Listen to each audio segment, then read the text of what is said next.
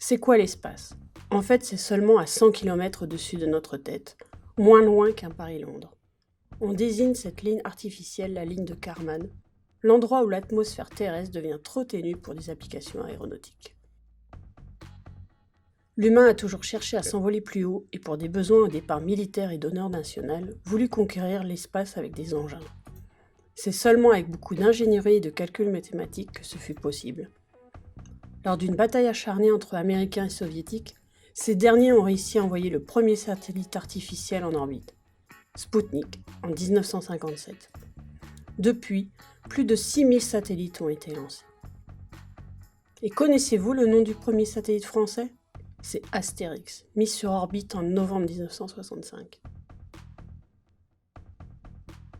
Le premier homme à être allé dans l'espace est un soviétique, Youri Gagarin, le 12 avril 1961.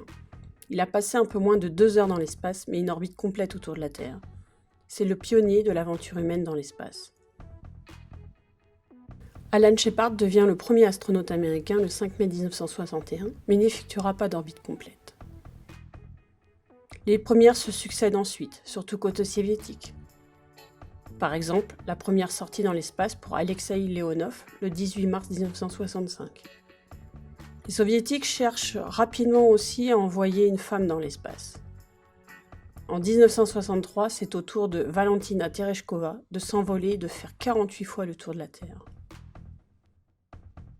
Puis les missions se succèdent et la course à la Lune est lancée. Les États-Unis construisent l'un des lanceurs les plus puissants à ce jour, la Saturn V. L'agence spatiale américaine, la NASA, est créée et toute son ingénierie se dédie à cette ambition. Pendant ce temps, les Soviétiques construisent un lanceur encore plus puissant, la N1, mais échouent. Plusieurs missions Apollo préparent le moment historique du 21 juillet 1969.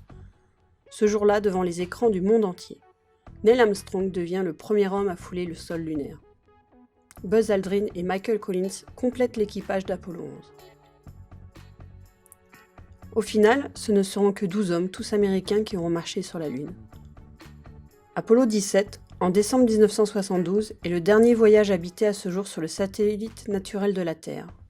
Harrison Schmitt est le seul scientifique et non un pilote qui aura effectué une mission lunaire.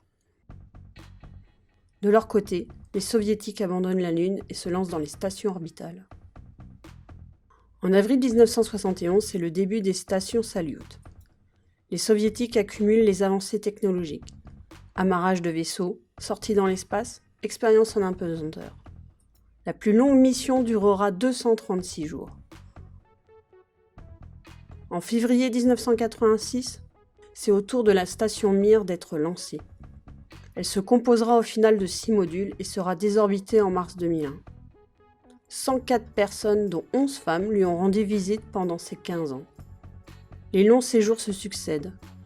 2 cosmonautes y passent même une année complète. Mir amorce la coopération internationale dans l'espace.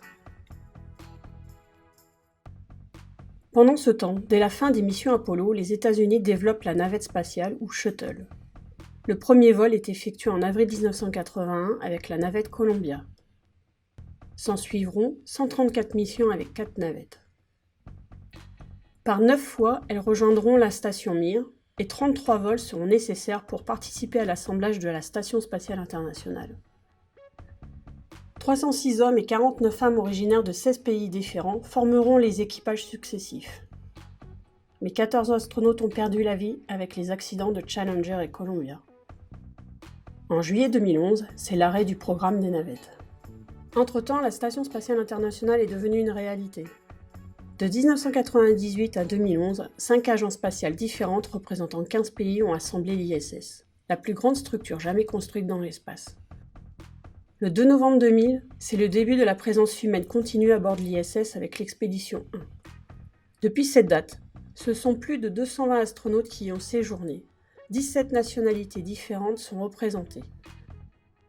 Car avant tout, l'ISS est un laboratoire de recherche avec plus d'une centaine d'expériences menées par chaque équipage. 18 Européens se sont jusqu'à présent rendus à bord de l'ISS pour participer à sa construction et à sa maintenance et aux recherches effectuées à bord. À ce jour, ce sont 553 astronautes, cosmonautes et taïkonautes qui sont allés dans l'espace, dont 60 femmes. Seulement 2 Européennes, une Française et une Italienne, et en tout 10 Français. Mais revenons aux lanceurs. Depuis 1957, environ 7000 engins spatiaux ont été lancés en orbite terrestre ou au-delà. Plus de la moitié sont des satellites de défense utilisés à des fins de communication, de navigation et d'imagerie.